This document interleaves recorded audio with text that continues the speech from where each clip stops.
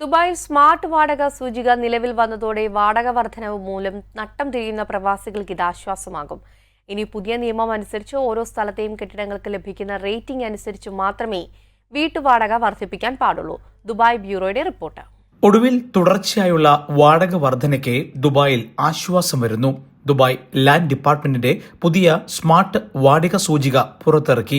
ഇതോടെ ഇനി ഓരോ സ്ഥലത്തെയും കെട്ടിടങ്ങൾക്കും ലഭിക്കുന്ന റേറ്റിംഗ് അനുസരിച്ച് മാത്രമേ വീട്ടുവാടക വർദ്ധിപ്പിക്കാൻ പാടുള്ളൂ. ഇതിന് മുൻകൂർ അനുമതി ഉറപ്പാക്കണം. മാത്രവുമല്ല, പഴയ കെട്ടിടങ്ങൾ കാലോചിതമായി പുതുക്കി പണിതാൽ മാത്രമേ ഇനി ദുബായിൽ കെട്ടിട വാടക കൂട്ടാൻ കഴിയൂ. നിർമ്മിത ബുദ്ധിയുടെ സഹായത്തോടെയാണ് സ്മാർട്ട് വാടക സൂചിക തയ്യാറാക്കുക.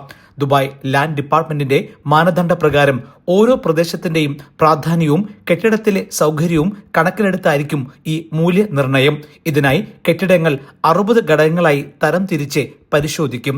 ഒപ്പം 1 സ്റ്റാർ മുതൽ 5 സ്റ്റാർ വരെയുള്ള റേറ്റിംഗ് നൽകും. ഇത് കെട്ടിട ഉടമകൾക്കും വാടകക്കാർക്കും നിക്ഷേപകർക്കും ഗുണകരമാകും.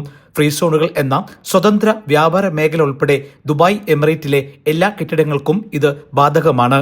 ആദ്യഘട്ടത്തിൽ താമസ സമുച്ചയങ്ങളെയാണ് ഇപ്രകാരം തരം തിരിക്കുക. പുതിയ നിയമം വഴി വീട്ടുവാടക തർക്കം കുറയ്ക്കാനാകുമെന്നും പ്രതീക്ഷിക്കുന്നു. Jaihind news, Dubai.